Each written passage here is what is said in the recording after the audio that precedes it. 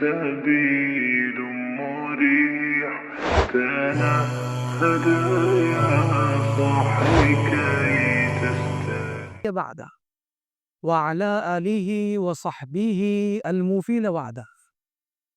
أما بعد فأعوذ بالله من الشيطان الرجيم. بسم الله الرحمن الرحيم. يا أيها الذين آمنوا أوفوا بالعقود. وقال في مقام آخر وأوفوا بالعهد إن العهد كان مسؤولا. صدق الله مولانا العظيم وصدق رسوله النبی الامین الحنین العطوف الکریم. آئیے ہم سب مل کر بارگاہ بیکس پناہ میں درود پاک کا نذرانہ پیش کریں. پڑھیں باواز بلند اللہم صل علی سیدنا و مولانا محمد وعلی آل سیدنا و مولانا محمد بارک وسلم صلاۃ و سلاما علیک یا رسول اللہ صلی اللہ تعالی علیہ وسلم. آج انشاءاللہ العزیز ہم بات کریں گے کہ وعدہ وفا کرنا، وعدہ پورا کرنا، یہ ایک مسلمان کی پہچان ہے. اسلام کی پہچان یہ ہے کہ وہ اپنا وعدہ پورا کرے، اس کا ماننے والا. اور یہ بہت بڑی بیماری ہے ہمارے ہاں، وعدہ خلافی کی، دھوکہ دڑی کی، جو ہمارے معاشرے کو کھاتی جا رہی ہے. چونکہ یہ بیماری نظر تو نہیں آتی، جب یہ واقع ہو جاتی ہے تب اس کے اثرات معاشرے میں نظر آتے ہیں اور ہر ایک انسان دوسرے سے دور ہوتا چلا جاتا ہے. اور یہ بیماری اس قدر پھیل گئی ہے کہ آج ہمارے ہی لوگ اپنوں سے کاروبار کرنا نہیں چاہتے ہیں. اس کی وجہ یہ ہے کہ انہیں دوسروں سے 50% لیکن اپنوں سے 90% یقین ہے کہ دھوکہ دے دے گا. اور یہ حقیقت ہے، مجھ سے بہتر آپ حضرات جانتے ہیں. آپ دنیا میں رہتے ہیں، دنیا داری بھی آپ کرتے ہیں، تو آپ مجھ سے زیادہ بہتر جانتے ہوں گے. یہ جو بلا ہے، ہم ایسا سمجھتے ہیں کہ ہم نے دھوکہ دے دیا کسی مسلمان کو یا کسی غیر مسلم کو بھی تو ہم کامیاب انسان ہیں، بہت ہی چالاک کاروباری ہے اور بہت ہی مائنڈڈ ہے، اسمارٹ ہے. تو اس کے بارے میں اللہ تبارک و تعالیٰ ارشاد فرماتا ہے یا ایھا الذین آمنوا اوفوا بالعقود. اے ایمان والو، اپنے قولوں کو سچا کرو، وفا کرو. جو قول دیا ہے، جو بات لوگوں کے سامنے کہی ہے، جو وعدہ کیا ہے، اسے پورا کرو. یہ اللہ تبارک و تعالیٰ کا حکم ہے. اس کے بعد دوسری آیت کریمہ میں فرمایا وَأَوْفُوا بِالْعَهْدِ، وعدے کو وفا کرو. إِنَّ الْعَهْدَ كَانَ مَسْئُولًا، کہ بے شک وعدے کے بارے میں بروز قیامت پوچھا جائے گا.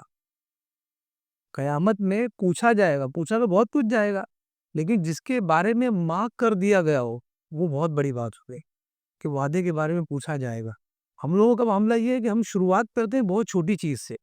وعدہ خلافی کی شروعات بہت چھوٹی چیز سے ہوتی ہے جس کو ہم نوٹس بھی نہیں کر پاتے، لیکن بعد میں وہ بڑھ جاتی ہے. مثال کے طور پر کسی کو ہم نے فون کیا کچھ دیر بعد ہی، اور اس کے بعد ہمیں کچھ کام آ گیا تو ہم نے کہا کہ فون رکھتا ہوں، بعد میں فون کروں گا.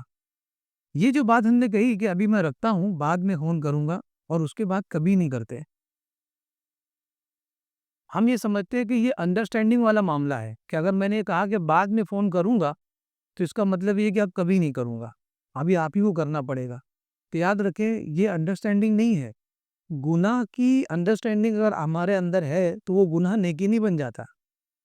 جیسے مثال کے طور پر سود پر کوئی رقم لینا کسی مسلمان سے اور سود کھانا، یہ برائی ہے. لیکن اگر پوری مارکیٹ میں سب یہ کرے تو کیا مطلب، یہ اچھائی ہو جائے گی؟ بالکل نہیں ہو سکتی. تو اسی طرح یہ کوئی فیشن نہیں ہے، اسلام پر عمل کرنا فیشن نہیں ہے. اسلام کہتا ہے آپ کو مجھ پر عمل کرنا پڑے گا، چاہے آپ کے فیشن کے خلاف کیوں نہ ہو. فیشن یہ ہے کہ جو چل رہا ہے اسے آپ پہنیں، اسے آپ اوڑھیں. لیکن اسلام یہ کہتا ہے آپ جو بھی کریں پہلے مجھ سے پوچھ لیں، تب میں آپ کو بتاؤں گا کہ یہ فیشن جائز ہے کہ نہیں جائز. یہ کہہ دینا کہ میں بعد میں فون کروں گا، یہیں سے شروعات ہوتی ہے، اور اس کے بعد بڑے بڑے وعدہ خلافی ہوتی، اور بندہ سوچ بھی نہیں پاتا کہ آدمی ایسا وعدہ خلافی کرے گا. اور یہ تو افسوس، صد افسوس ہے ہم کو اس بات پر کہ غیروں سے زیادہ ہمارے بارے میں لوگ جانتے ہیں کہ یہ وعدہ خلافی کرنے میں 4 قدم آگے. تو یہ چیز بہت بری ہے. جبکہ خطاب کن سے ہے؟ یا ایھا الذین آمنوا، اے ایمان والو، وعدہ پورا کرو.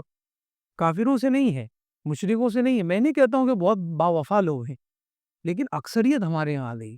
میں یہ نہیں کہتا ہوں کہ بہت باوفا ہے اور ہم بہت بے وفا ہیں، لیکن وعدہ خلافی کی اکثریت ہمارے یہاں آ گئی ہے. اور اگر ان کے وہاں ہے تو ہمیں کیا کرنا ہے؟ وعدہ خلافی کیا کریں گے؟ وہ تو ایمان ہی نہیں ان کے پاس. ان کا وعدہ خلافی کرنے سے کیا مطلب ہے؟ اس کو موت کی سزا دی گئی ہو، اس کے بعد قلم لگایا جائے کہ اسے اور 10 سال کی سزا دی جائے گی، کیا فائدہ ہے؟ جب موت کی سزا دی گئی، اب اس کے بعد 10 سال کا پھر قلم لگانا کیا مطلب رکھتا ہے؟ یہ چوری کا الزام لگانا، ڈکیتی کا الزام لگانا، اب تو اسے موت کی سزا مل گئی، تو وہ تو ایمان ہی سے خارج ہے. اب وہ وفا کرے کہ بے وفائی کرے. لیکن ہمارا مسئلہ ہے، ہم چونکہ اسلام کے سرکل میں ہم اگر یہ غلطی کریں گے تو پکڑے جائیں گے. اللہ کے رسول صلی اللہ علیہ وسلم ارشاد فرماتے ہیں، صلح حدیبیہ فتح مکہ سے پہلے، یعنی مکہ فتح ہوا اس سے پہلے صلح ہو گئی آپس میں. تو وہ جو صلح حدیبیہ کا جو دورانیہ تھا، اس وقت کفار قریش نے حضرت ابو رافع کو بھیجا اللہ کے رسول صلی اللہ علیہ وسلم کی بارگاہ میں، رسول بنا کر، پیغام رساں بنا کر. کوئی پیغام تھا، کچھ بولنا چاہتے تھے تو وہ ابو رافع کو بھیجا. ابو رافع اس وقت ایمان والے نہیں تھے اور وہ نصرانی تھے، مشرک بھی نہیں تھے، نصرانی تھے، کرسچن تھے. آپ یہ پیغام لے کر نبی پاک صلی اللہ علیہ وسلم کی بارگاہ میں پہنچے. حدیث کے الفاظ ہے، حضرت ابو رافع رضی اللہ تعالی عنہ فرماتے ہیں، میں مدینہ آیا مکہ سے پیغام لے کر کفار مکہ کا. جب میں مکہ پہنچا اور اللہ کے رسول صلی اللہ علیہ وسلم پر میری نگاہ پڑی، میرے دل میں ایمان آ گیا. جیسے ہی میں نے ان کو دیکھا، میرے دل میں، یہ الفاظ ہے حدیث مبارکہ میں نے دیکھا اور ایمان لے آیا. جیسے ہی دیکھا ایمان لے آیا. کیا اسی وجہ سے ان کو وہاں سے ہٹایا گیا مکہ سے، کہ ان کو تو دیکھ کر ایمان لا رہے ہیں، اسٹرگل کرنے کی ضرورت ہی نہیں. یہ ایسی شخصیت ہے کہ اگر یہ کچھ پڑھ دے تو لوگ سن کر ایمان لاتے ہیں، اگر یہ کہیں دکھ جائے تو لوگ دیکھ کر ایمان لاتے ہیں. حضور اقدس صلی اللہ علیہ وسلم نے فرمایا، مسلمان وہ ہے جب وہ بولے تو لوگ اس سے سبق لے، جب وہ بیٹھے اور سوئے کسی سے بات کرے تو لوگ اس سے سبق لے. سراپا ہدایت ہے مسلمان. یہ اللہ کے رسول صلی اللہ علیہ وسلم نے ہمیں درس دیا. آپ نے کہا میرے دل میں ایمان آ گیا اور میں نے ایمان قبول کر لیا. اور اس کے بعد اللہ کے رسول صلی اللہ علیہ وسلم سے عرض کی، یا رسول اللہ، اب میں مکہ واپس نہیں جاؤں گا، اب تو میں آپ کا ہو گیا، میں مسلمان ہو گیا ہوں، اب میں مکہ واپس لوٹ کر نہیں جاؤں گا. اللہ کے رسول صلی اللہ علیہ وسلم نے ارشاد فرمایا، انی لا اخیس بالعہد، اے ابو رافع، میں وعدہ خلافی نہیں کرتا ہوں. وہی اپنی پارٹی میں آئے تو لوگ پیسہ دے کے خرید رہے ہیں، یہاں تو کچھ دینا نہیں آ رہا ہے، تو اب اس کو واپس کیوں بھگایا جا رہا ہے؟ انہوں نے فرمایا، تم ایک پیغام رساں بن کر آئے تھے، لیٹر لے کر آئے تھے میرے پاس، تو اسی حیثیت سے تم واپس چلے جاؤ. نہیں تو وہ کیا کہیں گے کہ ہم نے اپنا پیغام رساں بھیجا اور اس کو بھی انہوں نے پوٹ لیا، انہیں بھی اس کو بھی اپنا بنا لیا. تو یہ وعدہ خلافی ہوگی تمہارا اس وقت ایمان کا اعلان کرنا. تم ایسا کرو، تم یہاں سے چلے جاؤ، واپس مکہ جاؤ، اور مکہ پہنچنے کے بعد بھی یہی تازگی ایمان کی اگر تمہیں محسوس ہو تو واپس آ جانا. یہی تازگی اگر محسوس ہو واپس آ جانا، پھر تو ایمان والے ہی ہو، کہ ایمان تو دل سے ہے. وہ گئے وہاں اور پھر واپس بھی آ گئے. اخلاقیات کیا دیکھا مدینہ میں؟ انہوں نے کیا دیکھا؟ انہوں نے دیکھا چلتی پھرتی تصویر اخلاق کی، انسانیت کو دیکھا انہوں نے. آج ہمارے یہاں کیا ہے؟ انسانیت بھی نہیں. اگر کوئی دین کے نام پہ بھی کسی کو چھوڑتا ہے تب بھی اس کے اندر انسانیت نہیں ہے. ہمیں کم سے کم انسانیت کو سامنے رکھنا چاہیے، کیونکہ ہمارا دین ہی تو سکھاتا ہے انسانیت کیا. لیکن آج ہمارا معاملہ یہ ہے کہ غیروں کی بجائے ہم اپنوں کو دھوکہ دینے میں سب سے آگے. افسوس کا معاملہ یہی وجہ ہے آج ہم میں سے بہت سارے لوگ ایسے ہیں جو غیروں سے کاروبار کر رہے ہیں، مجبور ہے کرنے پر. وہ مجبور ہے کرنے پر. اور میں تو سمجھتا ہوں کہ انہیں کرنا چاہیے تھا، انہیں کرنا چاہیے تھا، اور انہیں بتانا چاہیے تھا غیروں کو کہ میں مسلمان ہوں اور میرا کردار دیکھو. ذرا آپ سوچئے، اللہ کے رسول صلی اللہ علیہ وسلم کی زندگی میں ہمارے لیے قدوہ اور نمونہ اور آئیڈیل کون تھا؟ اللہ کے رسول صلی اللہ علیہ وسلم کی ذات. اس وقت صحابہ موجود تھے لیکن آئیڈیل اللہ کے رسول صلی اللہ علیہ وسلم کی ذات ہے. جب ہجرت کی گئی ہے مکہ سے مدینہ کی طرف، نبی پاک صلی اللہ علیہ وسلم نے ہجرت چھپ کر کی کہ سب کے سامنے کی؟ رات میں چھپ کر، کسی کو نہیں پتا، چھپ کر کی. اور حضرت عمر نے چھپ کر کی کہ سب کے سامنے، سب کے سامنے، بلکہ وہاں پر دھمکی بھی دے کے گئے کہ میں دیکھ لوں گا تم لوگوں کو. ایمانیات. مجھ کو یہ بتائیے اس میں آئیڈیل ہمارے کیا ہے؟ ہم کس کو پکڑے؟ ہم اللہ کے رسول صلی اللہ علیہ وسلم کو لے گئے. یہ ہمارے آئیڈیل ہے. جب اللہ کے رسول صلی اللہ علیہ وسلم کی ذات موجود ہو تو ہمارے لیے کوئی نہیں سوائے رسول اللہ صلی اللہ علیہ وسلم کے آئیڈیل. یہ ہوگا آئیڈیل. اب جب ہمیں آئیڈیل پتہ چل گیا تو اب ہم دیکھیں ایک واقعہ اکثر ہم نے سنا ہے کہ اللہ کے رسول صلی اللہ علیہ وسلم نے اپنی ایک درع، ڈھال جو ہوتی ہے، ڈھال جو تلوار کا وار روکتی ہے، اس ڈھال کو کسی یہودی کو آپ نے گروی رکھا تھا. یعنی وہ ڈھال دے کر کچھ پیسے ادھار لیے تھے. یہی ہوتا تھا. اب وہ جو ڈھال دی تھی اور ادھار لیا تھا، ذرا تھوڑی دیر کے لیے آپ سوچیے، اللہ کے رسول صلی اللہ علیہ وسلم کو پیسوں کی ضرورت تھی تو آپ نے ڈھال یہودی کو ادھار دی اور کچھ پیسے لیے. اس وقت حضرت عثمان ابن عفان موجود تھے یا نہیں تھے؟ حضرت عبد الرحمن بن عوف موجود تھے یا نہیں تھے؟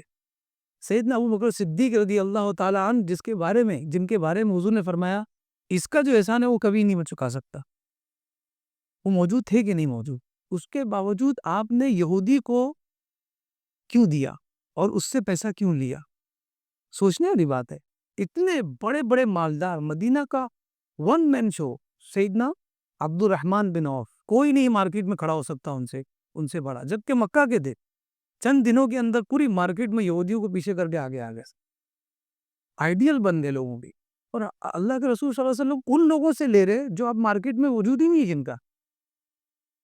مفکرین فرماتے اس کی وجہ یہ تھی کہ حضور بتانا چاہتے تھے کہ غیروں سے کس طرح معاملات کیے جاتے، غیروں سے معاملات کس طرح کیے جاتے. ایک قدم آگے.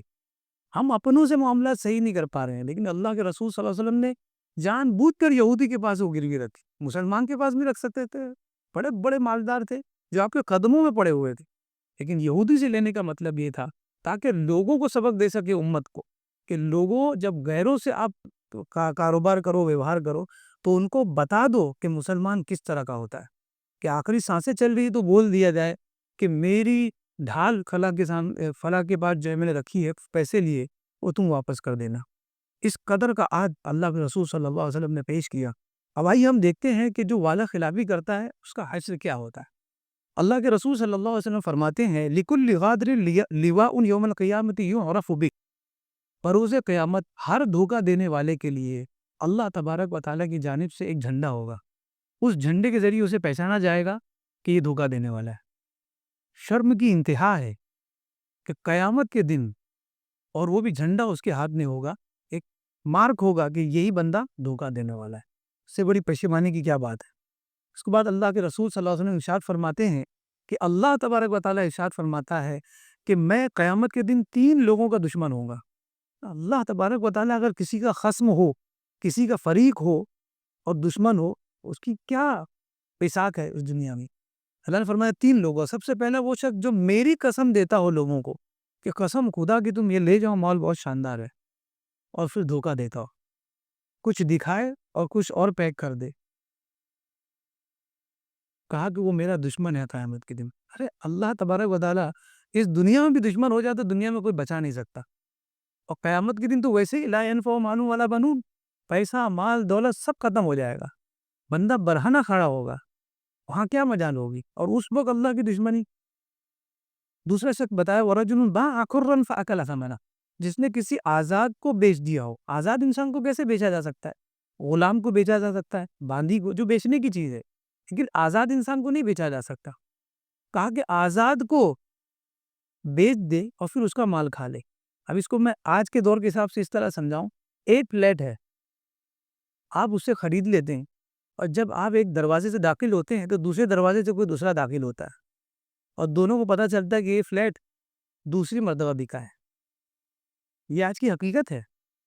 ایک چیز بکی ہوئی ہے، اسی کو کئی ہاتھوں بیچا جا رہا ہے، اور ہمیں پتہ ہی نہیں، کئی ہاتھوں بیچا جا رہا ہے. جو چیز پہلے سے بکی ہوئی ہے. کتنا بڑا دھوکہ ہے. ایک آدمی پورے شوق کے ساتھ گھر میں داخل ہوا تو پتہ چلا پہلے سے وہاں فیملی بیٹھی ہے. اس نے کہا کہ پہلے ایک مرتبہ یہ بک چکا ہے. یہ ہمارے یہاں معاملات ہے. کہا کہ یہ بھی میرا دشمن ہے. اور اس کے بعد وَرَجُلٌ اسْتَأْجَرَ أَجِيرًا، فاستوفى منه ولم يؤته اجرا، کہ جس نے کسی نوکر کو اجرت پہ لے لیا، رکھ لیا نوکر کو کہ بھائی تم کو میں اتنی اجرت دوں گا مہینے کی، اس کو رکھا، اس سے کام بھی پورا لیا، لیکن آخری ٹائم پر اس کو اجرت نہیں دی، کسی بات پہ ناراضگی اس کو نکال دیا، جو بھی بات ہے، لیکن اجرت نہیں دی۔ کوئی بھی معاملہ ہو جائے، کتنی بھی ناراضگی ہو جائے، اس کی اجرت دے دو، کیونکہ آپ یقین جانیں طاقتور کے ساتھ نہیں، اللہ تبارک و تعالیٰ کمزور کے ساتھ۔ ہمیشہ یاد رکھنا، جب طاقتور ہو جاؤ تو سمجھ جاؤ کہ اب ہمیں کمزوروں کا خیال رکھنا ہے، ورنہ ہماری خیریت نہیں ہے۔ یہ منافق کی 3 علامتیں اللہ کے رسول صلی اللہ علیہ وسلم نے فرمائی۔ اذا حدث کذب، جب بھی بات کرے گا جھوٹ بولے گا، یہ منافق کی 3 علامت ہے۔ جب بات کرے گا جھوٹ بولے گا، وَإِذَا وَعَدَ أَخْلَفَ، اور جب بھی وعدہ کرے گا وعدہ خلافی کرے گا۔ اس سے بچنے ہے، ان علامتوں سے بچنا ہے، اور ان لوگوں سے بھی بچنا ہے۔ وَإِذَا اُؤْتُمِنَ خان، اور جب اس سے کوئی امانت دی جائے تو اس میں خیانت کرے گا۔ اب بتائیے اس میں غادر بھی ہے جو دھوکہ دینے والا ہے۔ اللہ تبارک و تعالیٰ کی بارگاہ میں دعا ہے کہ ہمیں اللہ کے رسول صلی اللہ علیہ وسلم کی سنتوں پر چلنے کی توفیق عطا فرمائے، اس کے فرامین پر عمل کرنے کی توفیق عطا فرمائے، رمضان مبارک کے فیضان سے مالا مال ہونے کی توفیق عطا فرمائے۔ مولا کریم جو کچھ بیان ہوا اسے اپنی بارگاہ میں قبول فرما۔